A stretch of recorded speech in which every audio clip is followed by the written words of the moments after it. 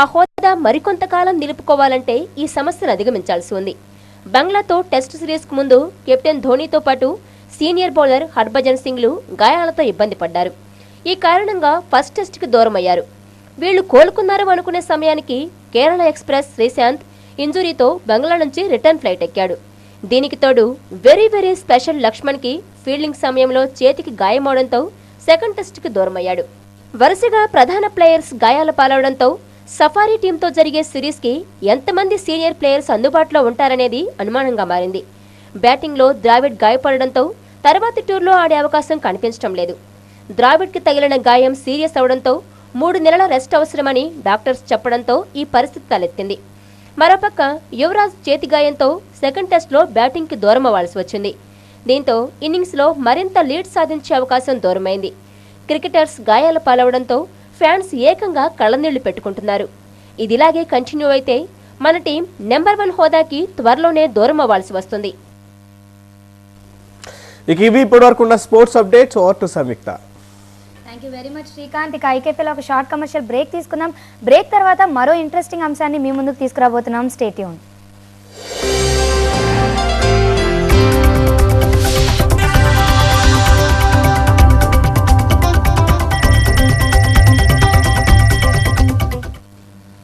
Cricket match ఆడాలంటే చంద్రశేఖర్ గారి permission కావాలి. సినిమా షూటింగ్ జరగాలంటే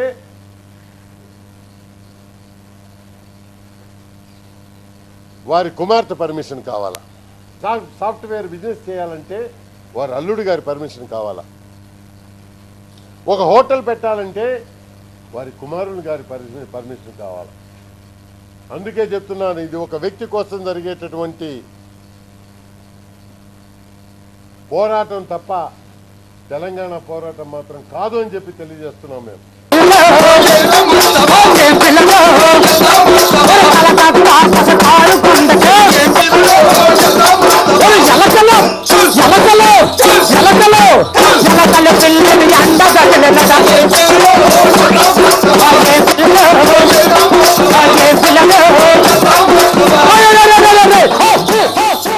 ఏం పిల్లడో ఇందా ముస్తవా, వంగపండు ఆట పాట ప్రతి ఆదివారం ఉదయం 8 గంటలకు, మళ్లీ శనివారం ఉదయం 8 గంటలకు.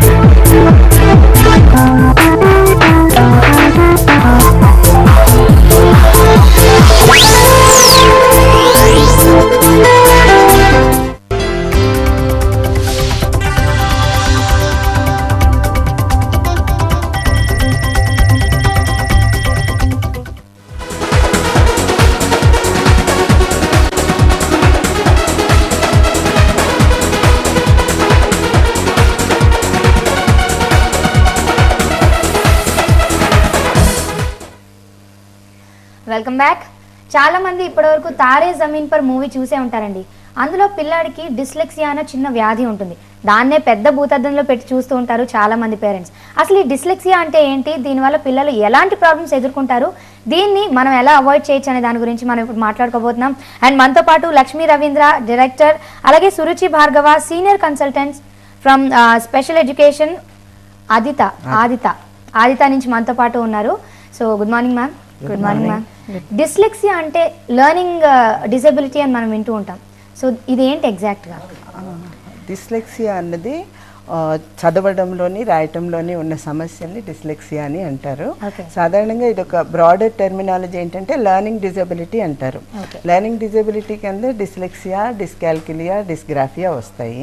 దీంట్లో మన పిల్లలు వాడి ప్రతి మిగతా వాటి అన్నింటిలో చాలా నార్మల్గా ఉండొచ్చు, కానీ వచ్చిన ఏదైనా చదువులోని రాయటంలోని వీటిలోని ఉన్న సమస్యల్ని dyslexia problems. Only learning disability not related to any other mental అది ఇది వ్యాధి కూడా కాదు మీరు అన్నట్టు, ఇది కండిషన్, ఇట్స్ ఎ కండిషన్. ఇవి ఎన్ని రకాలుగా ఉంటాయి? డిస్లెక్సియా, డిస్గ్రాఫియా, డిస్కాల్కులియా అని 3 రకాలు ఉంటాయి. డిస్లెక్సియా రీడింగ్కి స్పెల్లింగ్కి సంబంధించి ఉంటుంది. డిస్గ్రాఫియా హ్యాండ్ రైటింగ్ ప్రాబ్లమ్స్, లేకపోతే రైటింగ్ స్పీడ్గా ఉండదు. అండ్ డిస్కాల్కులియా అంటే అన్ని మ్యాథ్స్ రిలేటెడ్ ప్రాబ్లమ్స్, లాజికల్ ఉన్న ప్రాబ్లమ్స్ అన్ని. అలాగా నాకు కూడా చిన్నప్పుడు నేను కూడా మ్యాథ్స్ లో చాలా పూర్ ఉండేదాన్ని. కానీ పూర్ ఉంటే అందరికి డిస్కాల్కులియా అని చెప్పలేము. ఓకే, అంటే ఇందులో కూడా ఒక విషయం చెప్తున్నాను, లెర్నింగ్ ప్రాబ్లమ్స్ అన్నీ కూడా 6-7 ఏళ్ల తర్వాతనే గుర్తింపబడతాయి అనమాట. ఎందుకంటే జనరల్గా పిల్లలకి 2 years అప్పుడు 3 years అప్పుడు ప్లే స్కూల్లో వేస్తే కొంచెం లెటర్స్, కొంచెం నెంబర్స్ ఉన్నా కూడా మెయిన్గా చదువు అనేది ఉండదు కనుక వాళ్ళు సోషలైజేషన్ మీద ఎక్కువ ఫోకస్ ఉంటుంది కనుక వాళ్ళు బాగా బాగానే ఉంటారు. బట్ ఒక్కసారి ఎప్పుడైతే గ్రేడ్ 1కి వచ్చేసరికి కరికులం ఎక్కువైపోతుంది, జామ్ ప్యాక్డ్ అసైన్మెంట్స్ ఉంటాయి, టీచర్స్ కొన్ని ఎక్స్పెక్ట్ చేస్తారు. ఎంత టీచర్ సృజనాత్మకంగా చేయాలని ప్రయత్నించిన లెర్నింగ్లో కొంచెం వెనకబడతారు ఈ ప్రాబ్లం ఉన్న పిల్లలు. అంతవరకు గుర్తింపు ఉండదు. ఆ టైంలో మాత్రం బాగా గుర్తించాల్సిన, ఎందుకంటే గుర్తించడం ఎలా సాధ్యం? అదే జనరల్గా ఏమవుతుందంటే బాగా సునిశ్చితంగా కానీ పేరెంట్స్ కానీ టీచర్స్ కానీ చూడగలిగితే క్లాస్ రూమ్లో సరిగా కూర్చోడు, అటెన్షన్ పే చేయలేడు, ఆన్సిట్ బిహేవియర్ ప్రాబ్లం ఉంటుంది, ఇన్స్ట్రక్షన్స్ ఇస్తే అది ఫాలో చేయలేకపోతారు. అలాగే కాకుండా నెంబర్ని రివర్సల్గాను, లెటర్స్ని రివర్సల్స్గా కూడా ఉంటాయి. బీని డి చేస్తారు, పీ క్యూ లాగా చూస్తారు, అలాగా స్టార్ట్ అవుతుంది అనమాట. కానీ అప్పుడే మనం డిస్లెక్సిక్ చైల్డ్ అని ఎప్పుడు లేబుల్ చేయం మేము.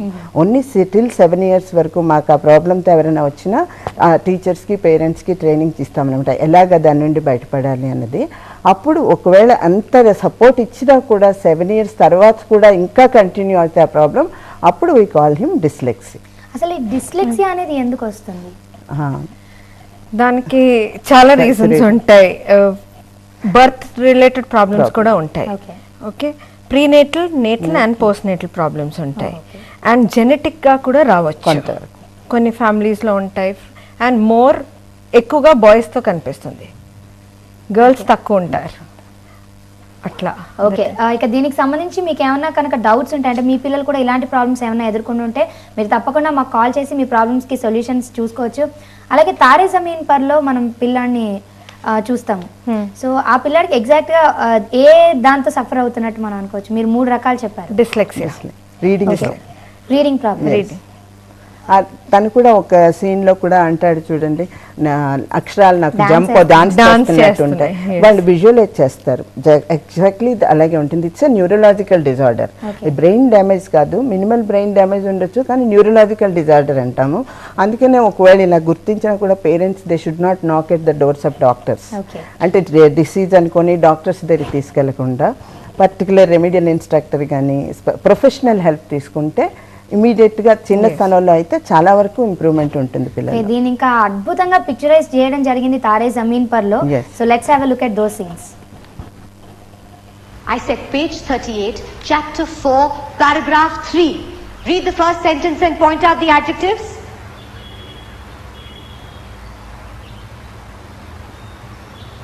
Page 38, Ishan. Adit Lamba, just help the boy. Come on, the rest of you look into your books. Read the first sentence and tell me what the adjectives are.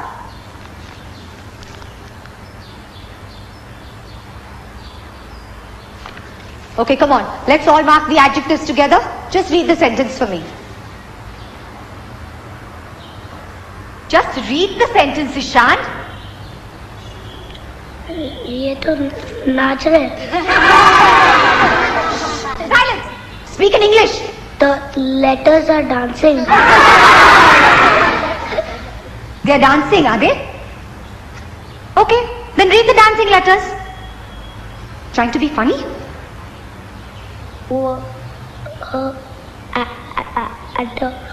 Read the sentence loud and proper.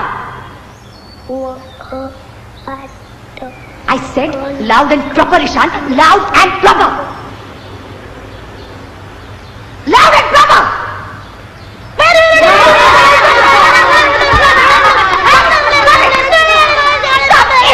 Stop it. Enough is enough. Get out. Get out of my class. Out.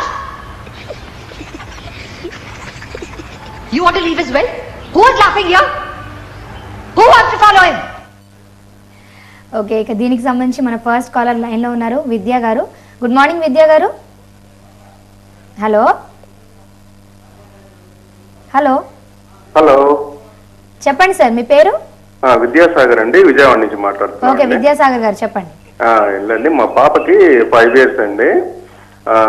స్కూల్లో అన్ని విషయాలు చాలా active ఉంటుంది. ఒక homework కానీ writing దగ్గర వచ్చేటప్పుడు కానీ అందరు పిల్లలు చేసినా కానీ మా పాప మాత్రం అట్లా కూర్చొని చూస్తూ ఉంటదంట. అది ఆర్డర్స్ ఏమీ ఫాలో కాదంట, ఇన్స్ట్రక్షన్స్. అది టీచర్స్ మెయిన్ కంప్లైంట్ చేస్తున్నారు దాని గురించి. ఈవెన్ హోంవర్క్ ఇచ్చినా కానీ చాలా లేట్ చేస్తుంది. ఒక 1 line రాయడానికి అట్లీస్ట్ 1 hour 2 hours తీసుకుంటది. మనం ఏం చెప్పినా కానీ తీసుకోదు. మిగతా అన్ని విషయాలు చాలా యాక్టివ్ ఉంటుంది పాప. దానికి ఏదైనా సొల్యూషన్, అదేమన్నా ప్రాబ్లమా ఏంటి?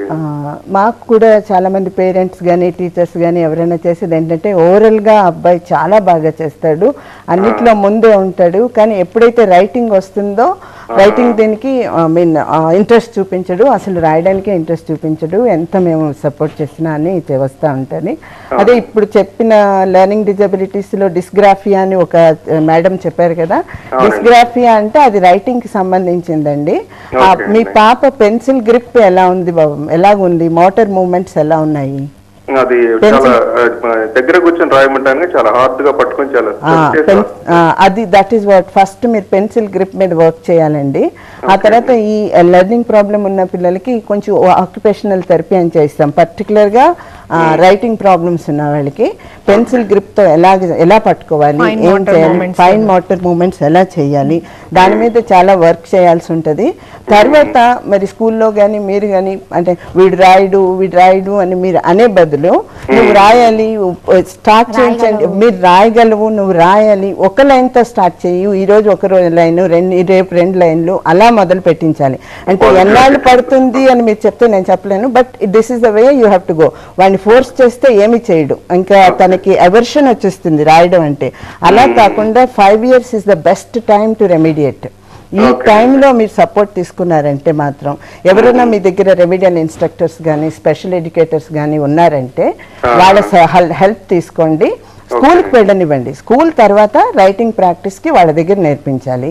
ఆ టీచర్ చాలా మోటివేట్ చేసేదిగా ఉండాలి, అంటే వాటిలో రైటింగ్ అంటే ఇంట్రెస్ట్ వచ్చేటట్టు చేయాలి. Okay, thank you very much అండి కాల్ చేసినందుకు. అలాగే మన నెక్స్ట్ కాలర్ కూడా లైన్లో ఉన్నారు from Khammam. Hello hello hello, మీ పేరండి? భవానీ అండి. భవానీ గారు చెప్పండి. మా బాబు అసలు తొందరగా రాయటానికి ఇబ్బంది పడుతూ ఉంటాడండి, మొత్తం మింగేస్తూ ఉంటాడు. ఓకే, రాసే స్పీడ్గా రాస్తాడు, చెప్తాడు, ఏదైనా కానీ స్పీడే చెప్తాడు. 95% వస్తుంది, కానీ బాబులో తొందర ఎక్కువ ఉందండి, సగం మింగేస్తాడు. భవానీ గారు కొంచెం వాల్యూమ్ సౌండ్ తగ్గించుకోరా, మీ టీవీ వాల్యూమ్ తగ్గించుకోరా. తినటం కూడా అసలు టీవీ పెడితేనే తింటాడండి, లేకుంటే తినడు. అసలు మరి టీవీ పెడితేనే తింటానంటాడు, లేకుంటే ఏం లేదండి. భవానీ గారు మీరు టీవీ ఆఫ్ చేసినా మేము సొల్యూషన్ చెప్తామండి. మీ టీవీ వాల్యూమ్ కొంచెం తగ్గించుకోండి ప్లీజ్, డిస్టర్బెన్స్ వస్తే ఫోన్ లైన్ కట్ అయిపోతుంది, అందుకే తగ్గించేసామండి. ఓకే, రైటింగ్ మీద ఇప్పుడు చెప్పండి. రైటింగ్ ఏ స్లోగా ఉందా, మిగతా అన్ని పని మీరు టీవీ ముందే తింటాడు అంటున్నారు, ఇంకా మిగతా పని ఎలా చేస్తున్నాడు? మిగతా పని కూడా చాలా బద్ధకం అండి, అసలు చెప్తే గానీ చేయడు, గంట తర్వాత గానీ చేస్తాడు ఏదైనా. ఓకే, మీరు రైటింగ్ ఇచ్చినప్పుడు జనరల్ గా అది పేపర్ మీదే రాయిపిస్తారా, ఇంకా ఏదైనా యాక్టివిటీస్ వాడుతూ ఇంకా ఫైన్ మోటార్ యాక్టివిటీస్ టెస్ట్ చేశారా? పేపర్ మీదే చేస్తాం, ఏది చేసినా కానీ తొందరగా చేయడండి, లేటు చేస్తాడు, చాలా లేట్ గా చేస్తాడు. అయితే మీరు కొంచెం ఒకటైతే రైటింగ్ కి ప్రాక్టీస్ కి రైటింగ్ పేపర్ మీదే చేయించకుండా ఏదైనా శాండ్ మీద దాని మీద కొంచెం చేయిస్తే ఫైన్ మోటార్ ఇంకా డెవలప్ అవుతుంది. ఇంకా దాని తర్వాత నువ్వు టైం కి చేసావంటే, ఇది ఏదైనా రివార్డ్ గా ప్రైజ్ గా అట్లా పెట్టారంటే వాడు కొంచెం మోటివేట్ అయ్యి చేస్తాడు. నువ్వు చేయలేదు అని చెప్పకూడదు.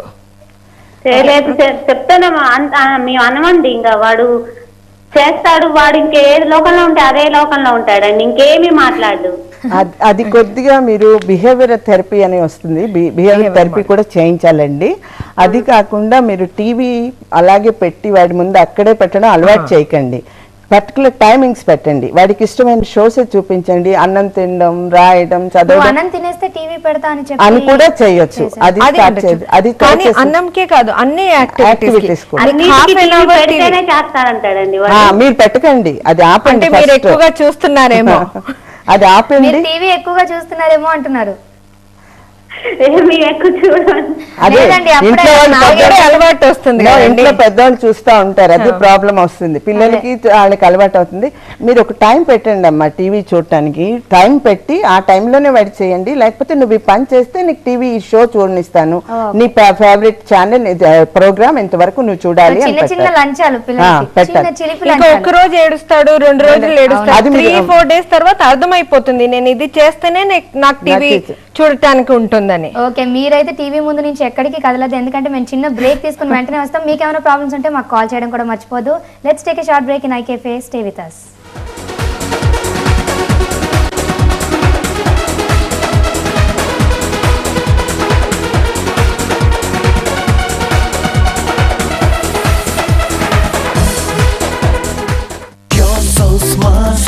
కొత్త హీరోయినా director garu? Choreographer, award winning choreographer. Come on Mary, నువ్వు ఒక స్టార్ వి. చూడు మమ్మీ, స్కాలర్షిప్. మమ్మీ, చందనం పసుపు గుణాల కలయిక సంతోషం. ఇప్పుడు స్కిన్ సాఫ్ట్నెస్ మరియు కొత్త అపురూపమైన పరిమళంతో చర్మాన్ని ఎంతో మెరిపించి ఇది చర్మాన్ని ఉంచుతుంది ఏళ్ల తరబడి. యవ్వనంగా అసలైన స్టార్ మీ మమ్మీ అనమ్మా. సంతూర్ సంతూర్. నా పెళ్ళంట, ఓ నా పెళ్ళంట, మీకు నాకు చెల్లంట, లోకమెల్ల గోలంట, టామ్ టామ్ టామ్. నీవే నా నన్ను తలకినది, నీవే నా నన్ను పిలకినది, నీవే నా మదిలో నిలచి హృదయము కలవరపరచినది. వివాహ భోజనంబు ఇంతైన వంటకంబు దియాల Maya Bazaar in colour, scope, DTS. ఈ మాట నేను ఆడను. స్టేడియంలో కూర్చొని మ్యాచ్ చూస్తాను, జెండా కూడా ఊపుతాను, ఇంకా ఇండియా ఇండియా అని అరుస్తాను. గేమ్ టెన్షన్లో గోల్డ్ కొరుక్కుంటాను, ఫేస్ మీద జెండా రంగులు పూసుకుంటా. హాకీ వరల్డ్ కప్ ఇండియాలో జరుగుతోంది, ఇంకా నేను మన టీం ఆడే అన్ని మ్యాచ్లు చూడడానికి వెళ్తా. మీరు వస్తున్నారుగా, మీకోసం చూస్తుంటా. హృదయాన్ని ఇవ్వండి హాకీకి. Hero Honda dhak dhak go సమర్పిస్తున్నారు Mote liquid మరియు మిషన్ కేవలం 49 రూపాయలకి. ఇది మీకు వేలాది దోమల బారి నుండి 100% రక్షణ ఇస్తుంది. శక్తివంతమైన రక్షణ కేవలం 49 రూపాయలకి. కొత్త హార్పిక్ మ్యాక్స్ కవరేజ్ ఫార్ములాతో సాధారణ క్లీనర్లు నీళ్లలా కారిపోతాయి, కానీ కాస్తంత హార్పిక్ టాయిలెట్ అంతటా వ్యాపించి ఇస్తుంది మాక్సిమం శుభ్రత మరియు క్రిములన్నింటినీ హతమారుస్తుంది. నిజంగానే మీరు చేపట్టండి హార్పిక్ ఛాలెంజ్. మ్యాక్స్ క్లీన్ ఉద్యమంలో చేరండి, హార్పిక్ ని వాడండి.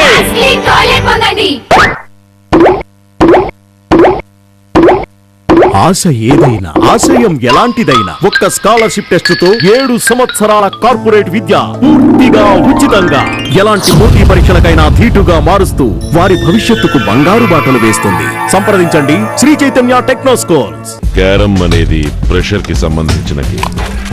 మొదటి నుంచి గేమ్ ని మన కంట్రోల్లో ఉంచుకోవాలి. నీ గేమ్ స్టైలే నీకు నేమ్ తెచ్చి పెడుతుంది. ఆ తర్వాత స్ట్రైక్ చేయి.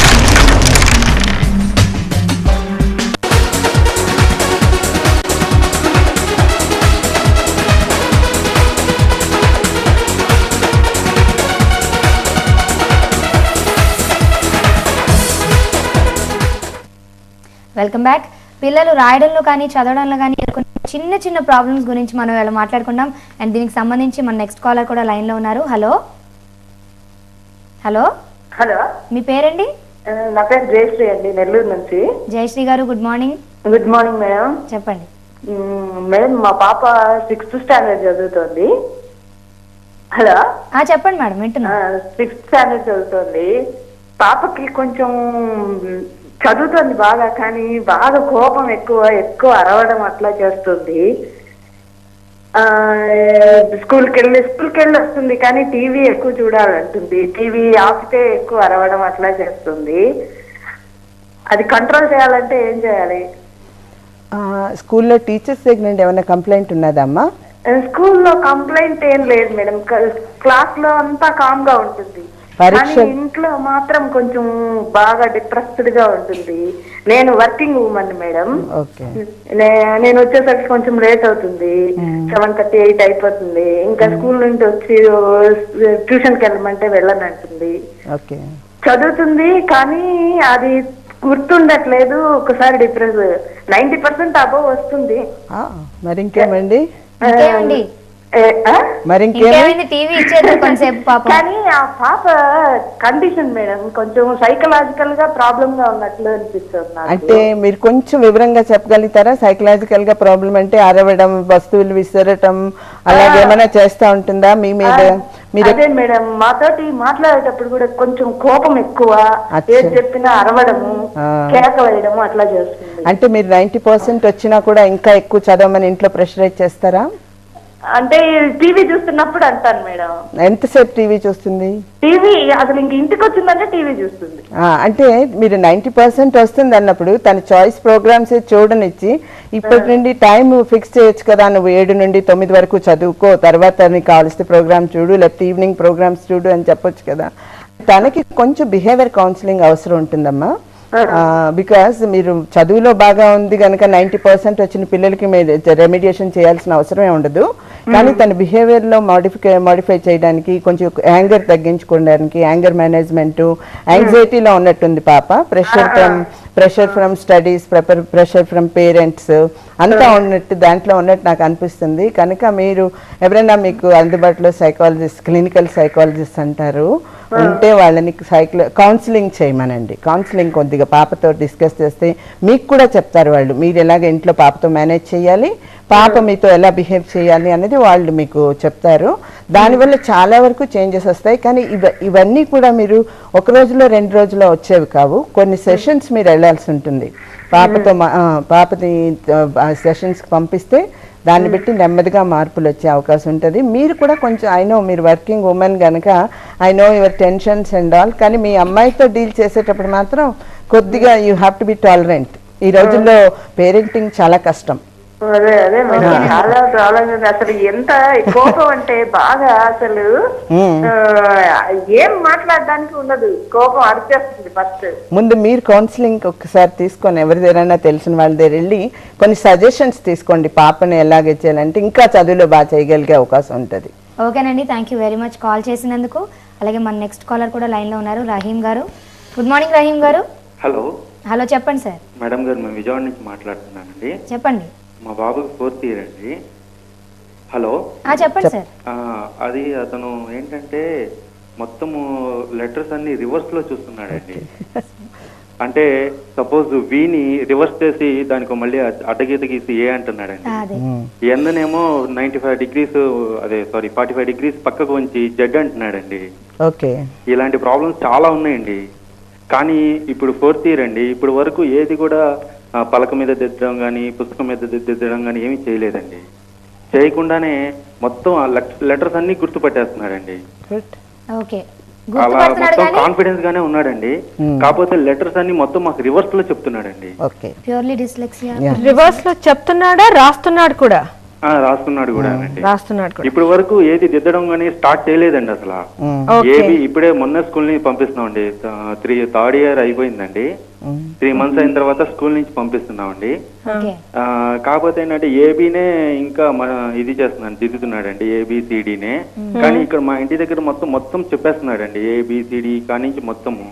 కాకపోతే ఒక 3 months బ్యాక్ మనం ఏదన్నా జీబ్రా అని చూపించాం అనుకోండి ఏదన్నా పేపర్ మీద, అది 3 months తర్వాత అయినా గుర్తు పెట్టుకుని ఇది జీబ్రా అని మాకు చెప్పగలుగుతున్నాడండి.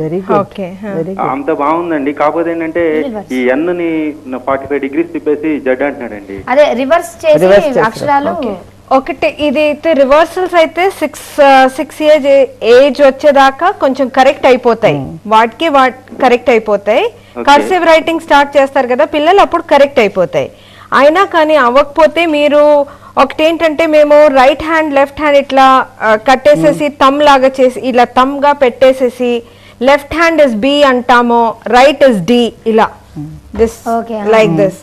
ఇది చూపించి ఆటల్లో చెప్పొచ్చు, బి చూపి డి చూపి ఇలా అని ఇంకా ఫ్లాష్ కార్డ్ మీద రాసేసేసి అది కలర్ కోడింగ్ చేసి అది చూపించేసేసి శాండ్ పేపర్ లెటర్స్ రాసి కళ్ళు బంచ్ క్లోజ్ చేసి దాని మీద ఫింగర్ ని రన్ చేయమంటాం.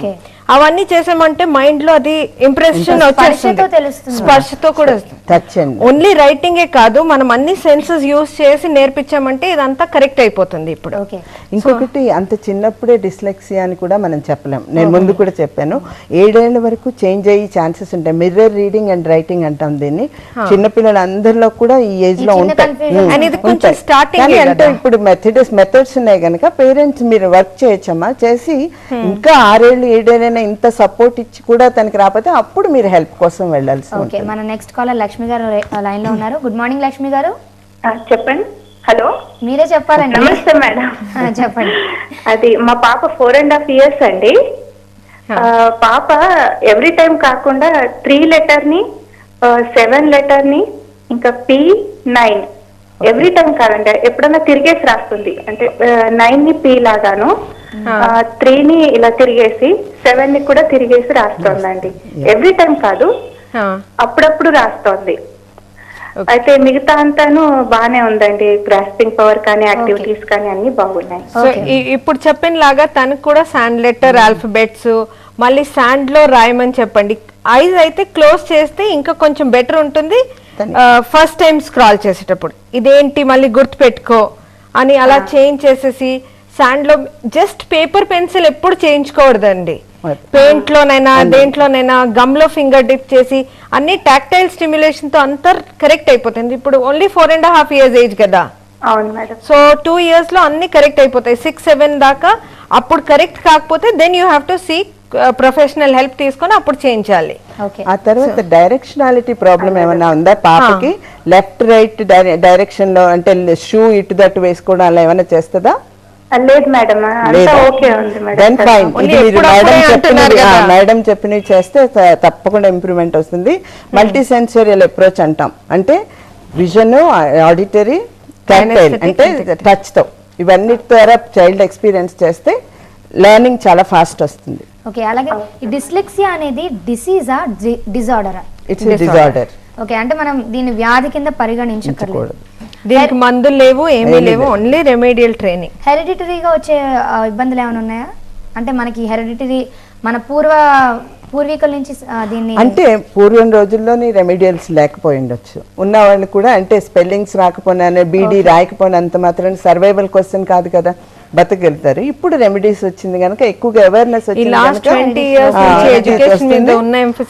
లేదు.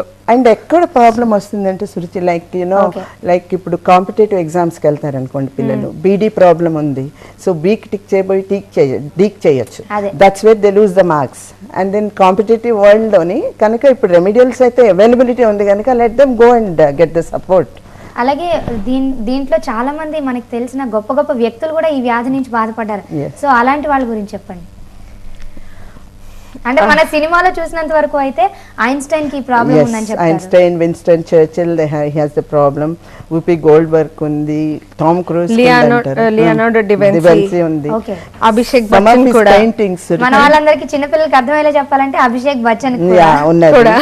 And even Leonardo DaVinci paintings చూసినా కూడా సమ్ ఆఫ్ ద పెయింటింగ్స్ అన్ని రివర్స్ గా పెయింట్ చేశారు. ఇప్పుడు చూసిన దాన్ని రివర్స్ గా పెయింట్ చేశారు. సో చాలా ఒక ఆయన డెత్ తర్వాత కూడా చాలా రోజుల దాకా దానికి అండర్స్టాండింగ్ లేదు అదేం చేశారు. అన్ని రాసిందంతా రివర్స్ గా రాశారు. సో మిర్రర్ పెట్టి ఎవరో ఒకసారి చూసినప్పుడు ఓ ఇది రాశారు అని అనుకున్నారు.